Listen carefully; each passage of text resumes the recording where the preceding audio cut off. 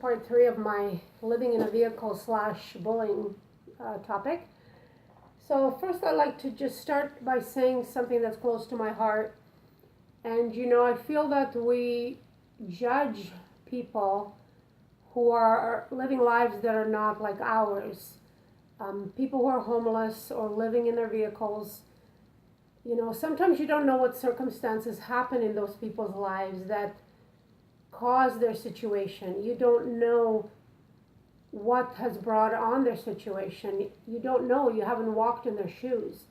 And we are so quick to judge these people. I mean, they're not necessarily drug addicts or, they don't want to contribute to society. Sometimes when you get caught in circumstances that are out of your control, you deal with it. You just deal with what you can in your life. So I don't think we should be so quick to judge people in those situations. There are brothers and sisters. I mean, Attila knows, I know it's happened to us. And, my advice is don't judge till you walk in somebody's shoes. And as far as stats go, Vancouver has 536 homeless people living on the street this year, which is 50 higher than last year. And the sheltered homeless are 1,338, which is also about 50 higher than last year. So that's not good. And I wanted to show you this really, really good interview I saw on Dr. Oz today. Jewel, one of my favorite singers, she became homeless. She was living in a car with her mom. At 15, they became homeless. Here's a snippet, and just see what happened to her. And I'll just have a little word after it's over.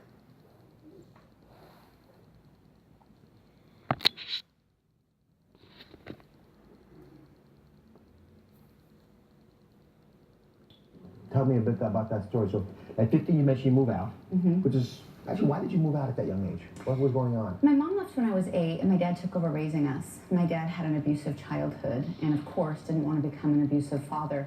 But he had a lot of trauma from his childhood, and then PTSD from being in Vietnam. And so when he took over raising me and my 2 brothers, he tried to self-medicate. He turned to alcohol, and then ended up repeating what I call the emotional English he was raised with, which he became abusive.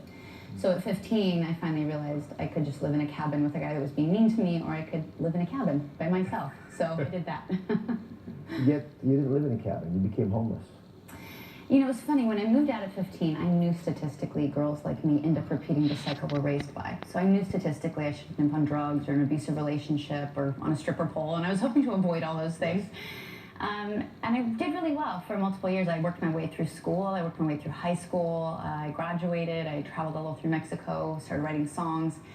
And then after high school, I graduated and moved to San Diego where my mom was. She had a health problem, and I went to help take care of her. And I had a boss that seemed really nice, and he took me aside to have a talk with me one day, and he ended up propositioning me. And when I wouldn't have sex with him, he gave me no paycheck and fired me on the spot. So I couldn't pay my rent that month.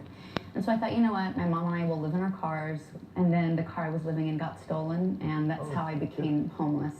And it's a vicious cycle. The poverty cycle is very hard to get out of when you're in that situation. Well, I mean, how do you...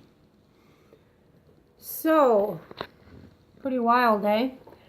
So Jewel has a website, and it's jewelneverbroken.com, and you can actually go on there and do self-growth exercises. It's really awesome. I was on there and tried it, and she's also very positive person. Glass is always half full, and wake up every morning with gratitude and think about things you're grateful for. So that's it for now, guys. We'll see you next Thursday for another bullying topic. Bye. Take care.